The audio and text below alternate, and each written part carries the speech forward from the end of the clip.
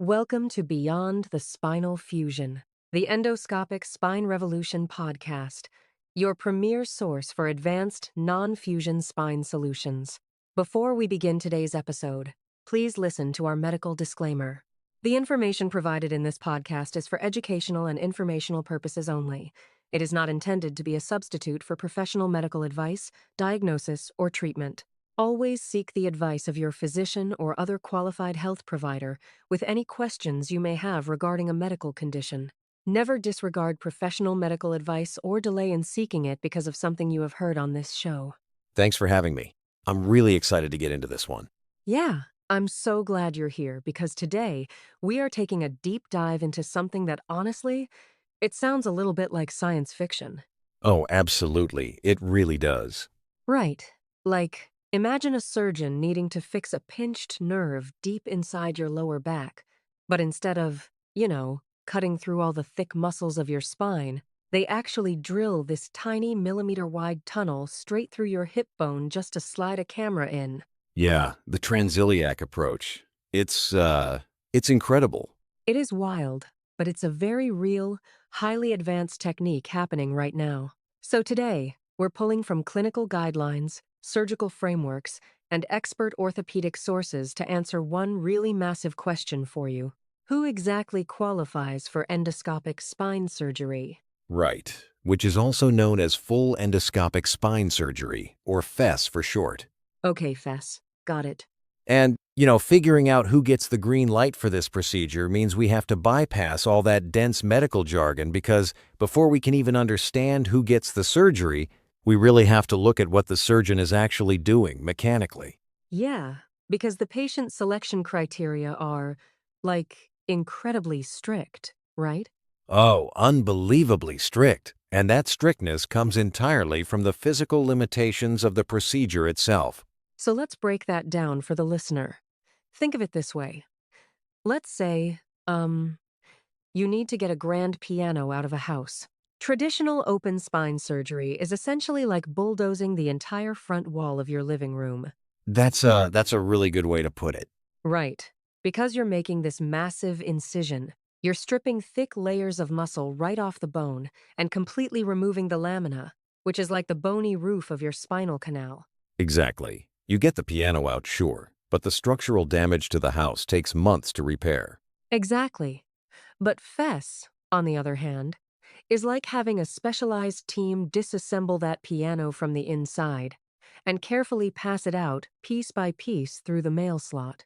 The structural walls of the house are never actually touched. Yeah, and the mechanics of that mail slot approach are truly microscopic. I mean, the surgeon is making a single tiny incision, somewhere between 4 to 8 millimeters. Wait, really? 4 to 8 millimeters? Yeah, that is roughly the width of your pinky fingernail.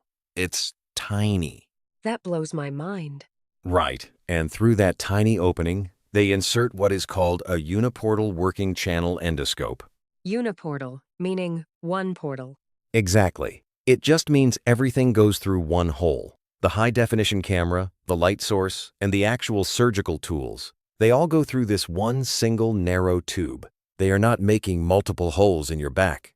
And what they do when they reach the spinal canal. I mean, this is one of the most vital differences from traditional surgery that I found in the sources.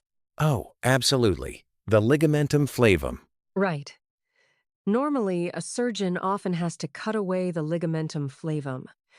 That's the thick, protective ligament covering the spinal cord, right? Right. But with this endoscopic approach, the sources show they don't remove it. They don't cut it away. So, what do? They simply split that ligament. It's almost like parting a heavy theater curtain, and they just push it aside. Once the tiny tools are pulled out at the end, the curtain falls right back into place. Wow. And that preservation is a huge deal for recovery. It's a massive leap forward. By keeping that natural barrier intact, the body doesn't form all that post-operative scar tissue inside the spinal canal. Because in traditional surgeries, that scar tissue can actually bind to the nerve roots as it heals, right? Exactly. It causes a condition known as failed back surgery syndrome, where the patient is just left in chronic pain. FESS actively prevents that from happening. That makes total sense. Plus, they're operating while continuously pumping saline fluid into that microscopic space, like constant irrigation throughout the whole thing. Yeah, the continuous saline irrigation, it's not just about keeping the camera lens clear of blood, though that helps. Right. The water pressure is literally flushing away bacteria in real time. Our sources show infection rates drop to an astonishing 2.4%. 2.4%. That is incredibly low for any major operation, let alone spinal surgery. It's nuts. But what's fascinating here is how the optics function inside that fluid-filled space. The endoscope uses a 2-5-degree angled lens. Okay, so it's not looking straight ahead. No, instead of just a straight-ahead flashlight view, it acts like a periscope, so the surgeon can gently rotate the camera and physically look around the corner at the nerves. Oh, wow. So they can see things that would normally be hidden. Exactly. They can spot hidden fragments of bone or a piece of disc that would be entirely invisible under a traditional straight-line surgical microscope. But we do have to acknowledge the intense technical limitations here. Oh, for sure. The surgeon is operating in a highly restricted, fluid-filled tubular space. They have to hold and guide the camera with one hand while manipulating their microscopic graspers or drills with the other hand. Right. And they're relying completely on a two-dimensional television monitor to navigate this highly complex three-dimensional anatomy. Yeah, it's incredibly demanding.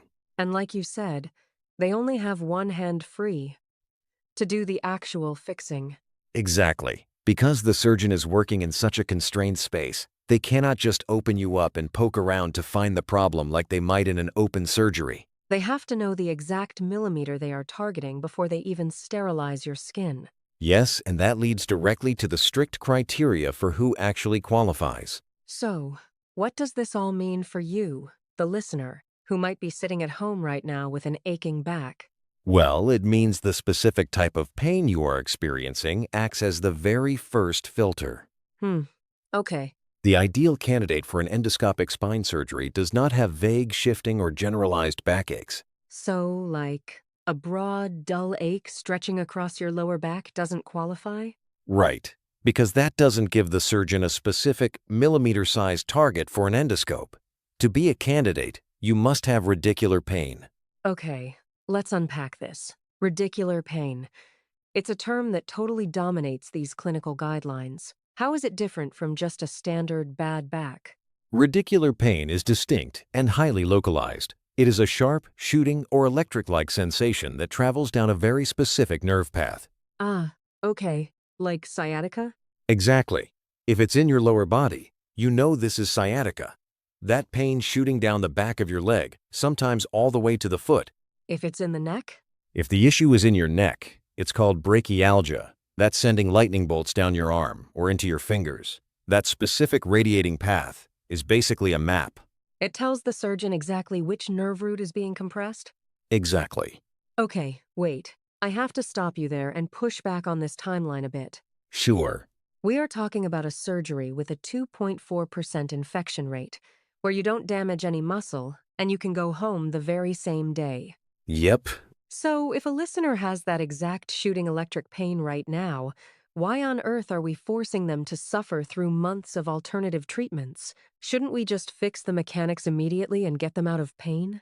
I get that. It sounds cruel to make someone wait when a microsurgery exists, but it's actually incredibly protective of the patient. How so? Well, the human body is remarkably resilient. Up to 80% of these herniated discs can actually resorb on their own.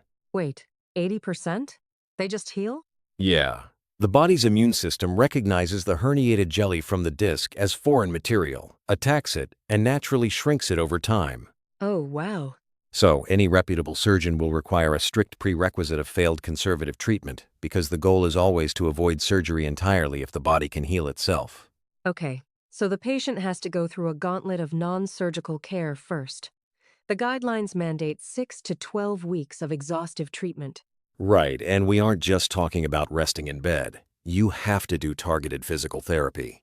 Specifically focused on core stabilization to take pressure off the spine, right? Yes. Plus, you'll take NSAIDs to reduce inflammation, and you will undergo targeted injections, like epidural nerve blocks. And it is the failure of those treatments that actually confirms you need surgery. Precisely. If you've diligently done the physical therapy and you get a targeted steroid injection, but that intense pain returns the second the localized numbing medication wears off, the surgeon now has vital information. They've confirmed a mechanical block?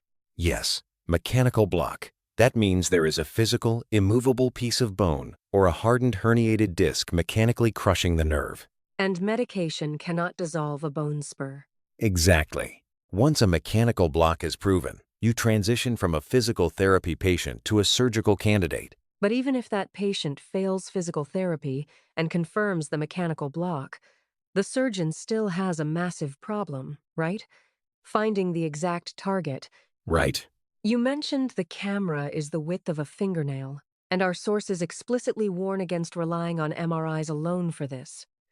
Why is a standard MRI suddenly the bad guy here? Well, an MRI isn't the bad guy. It's a fantastic structural picture. But it doesn't tell you what is actually generating the pain. What do you mean? A huge portion of the adult population walks around with bulging discs or slight spinal degeneration that looks absolutely terrible on an MRI, but they have zero pain. Really? No pain at all? None.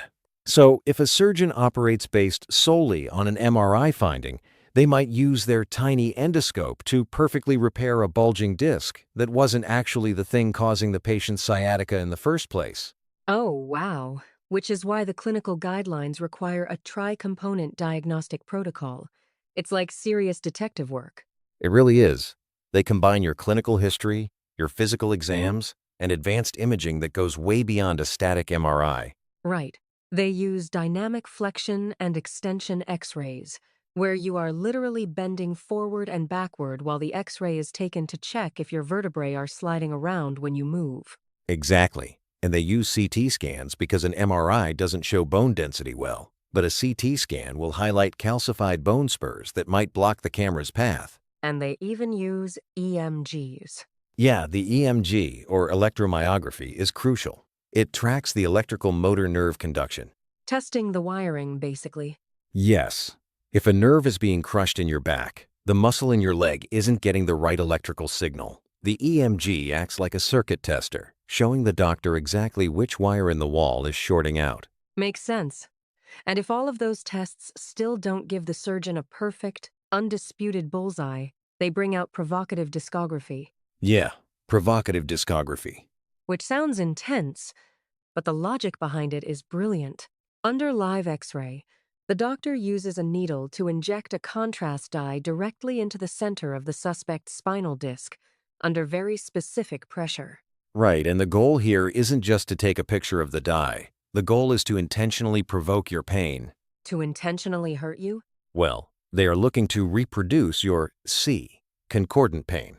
They want you to say, yes, that is the exact daily sciatica pain I feel. Got it. And they have to recreate that specific pain at a low pressure, specifically under 50 pounds per square inches.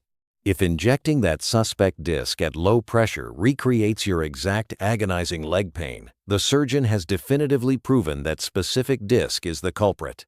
But relying on the patient to say, yes, that's the pain, means the test is entirely subjective? Yes, it is. And that brings us to one of the most surprising requirements in the entire deep dive. Clinical guidelines actually require patients undergoing discography to first complete a psychometric screening called the DDRAM. The Distress and Risk Assessment Method. Right. A psychological test for back surgery? That sounds crazy. It does. But this raises an important question about the mind-body connection in chronic pain. How so? Living with severe back pain for months or years completely rewires your nervous system. It is exhausting. Some patients develop severe somatization. Where emotional and psychological distress manifests as intense physical pain. Yes. Or they develop uncontrolled mood disorders from the sheer toll of suffering. So it's not that the pain is in their head. The pain is incredibly real. Exactly. The pain is real, but the nervous system has become hypersensitized. It's on high alert all the time. Okay, I see where this is going. If a hypersensitized patient undergoes provocative discography, The sheer stress and physical intrusion of the needle might cause a massive pain spike. They will register a false positive response. Because they feel intense pain from the injection. But it is not because that specific disc is the mechanical root cause of their daily agony. Exactly. And if a surgeon operates based on that false positive, the surgery would be technically flawless, but the patient will wake up with the exact same pain they had before. Wow. So screening for that psychological distress prevents unnecessary operations. Right. It's essential. So let's say our patient passes the physical tests, the dynamic imaging, the EMG, and the psychological screenings. The surgeon finally has their precise, millimeter-specific target, Yep, they have the target. but they still have to physically navigate the camera through the body's anatomy to actually get there, and your unique skeleton determines if you are a candidate for specific surgical approaches. Absolutely. Let's look at the lumbar spine first, the lower back. The most common route is TELD, the transforaminal approach. Right. TELD.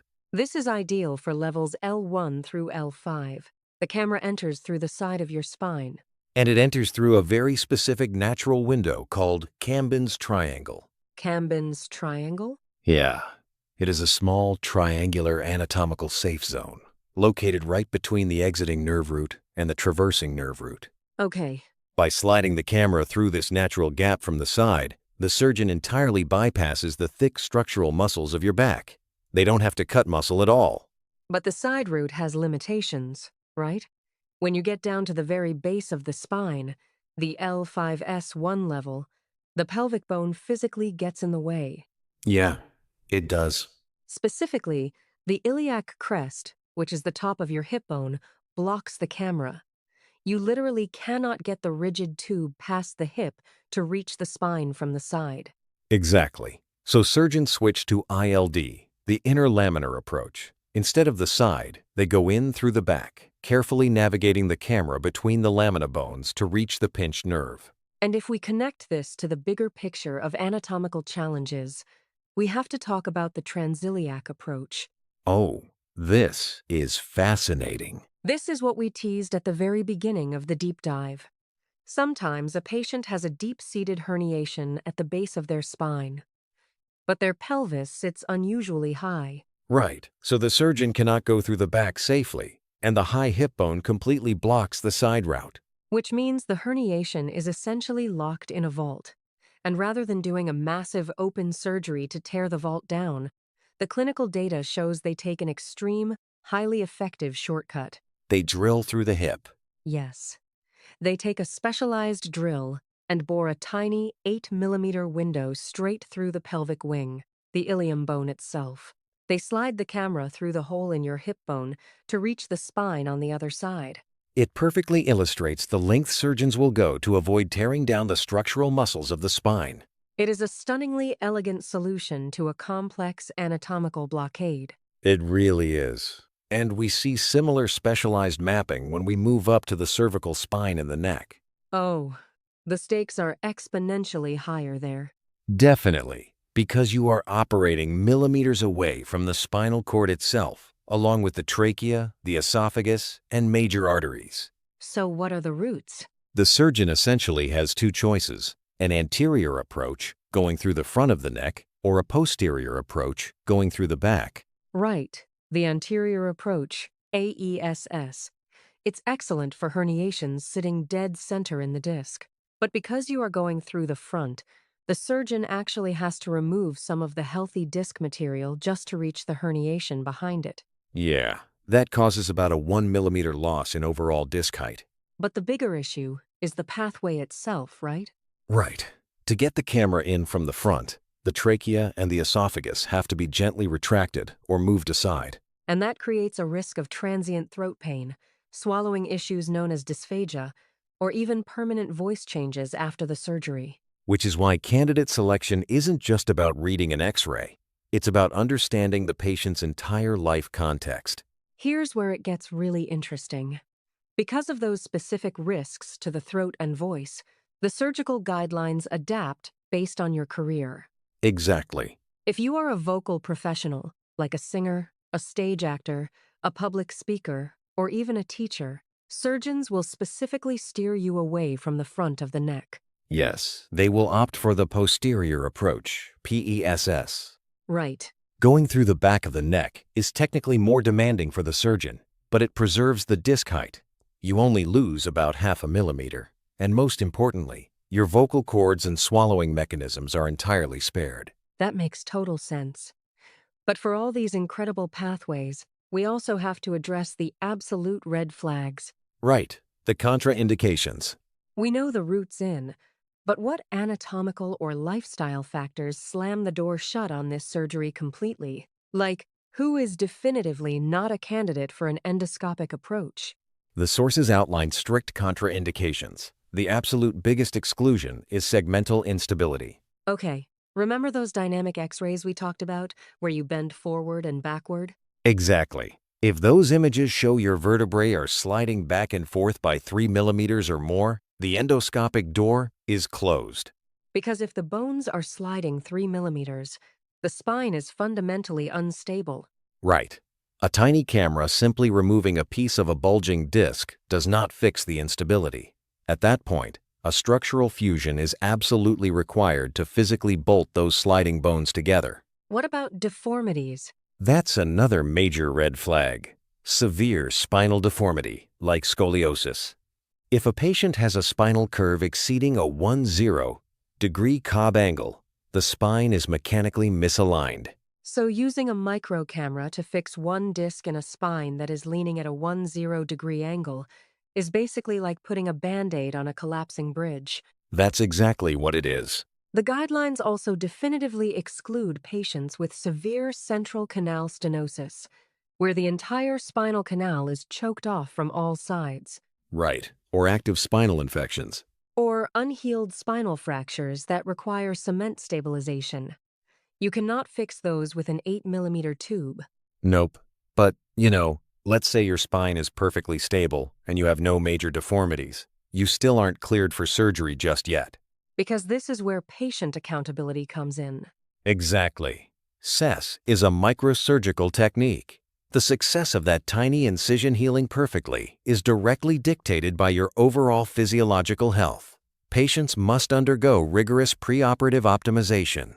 It's not a passive process. Our sources call it prehabilitation. Right. Prehab. You have to do physical therapy before the surgery even happens.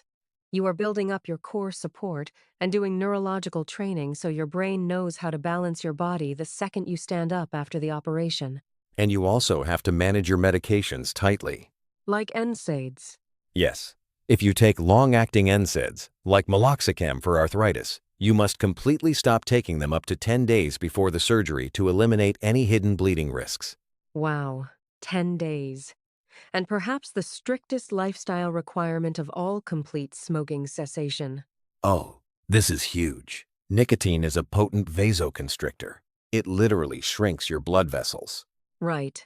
Now, in traditional open surgery, the incision is so massive that the body floods the area with blood. But in microsurgery, the tiny microvessels feeding that 8-millimeter area are the only healing pathways you have. So shrinking those specific vessels with nicotine essentially starves the tissue of oxygen and halts bone healing in its tracks. Completely. Surgeons will routinely refuse to perform elective endoscopy if a patient continues to use nicotine products. It's that serious. But if you meet all the criteria, if you have the right radicular pain, a stable spine, the perfect surgical trajectory, and you actively optimize your health, the payoff is absolutely staggering. It really is life-changing. For the ideal vetted candidate, endoscopic spine surgery is an outpatient procedure. You are recovering in your own bed on the exact same day. Same day. Because the back muscle wasn't stripped from the bone, less than 10% of patients ever need to fill an opioid prescription post-op. And astoundingly, patients can return to a desk job in just 10 to 14 days. Right. Compare that to a traditional open fusion where patients face months of strict bed rest and heavy narcotics. It is a remarkable leap forward. It is taking a sledgehammer approach and replacing it with a scalpel. A tiny 8-millimeter scalpel. Exactly. Well, thank you for taking this deep dive with us today. To sum it all up, An endoscopic spine surgery is not a magic wand that you can wave over all generalized back pain. Right. It is a highly targeted sniper strike procedure reserved for the right candidate. It's dissembling the piano and passing it through the mail slot, leaving the structural walls of your life perfectly intact. Beautifully said. And, as we close, it's worth considering the horizon here. Oh, for sure. Given how rapidly technology is advancing right now, with the integration of real-time AI imaging, augmented reality overlays, and robotic assistance, will the current two-dimensional visual limitations of endoscopic surgery soon disappear completely? That's a great question. And if so, could this tiny, muscle-sparing 8mm approach eventually evolve to tackle those complex spinal deformities and instabilities we discussed today? Could it eventually make the traditional muscle-stripping open spinal fusion a thing of the past entirely? Something to think about. Definitely something to ponder. Don't let chronic back and neck pain steal your life, your mobility, or your favorite outdoor activities. Take control of your recovery today. Call 602-833-2141 right now to schedule your comprehensive appointment with Dr. T. Whether you are living here in Arizona, flying in from out of state, or escaping long wait times in Canada, your journey back to a pain-free life starts with one phone call. Call 602-833-2141 to book your consultation today.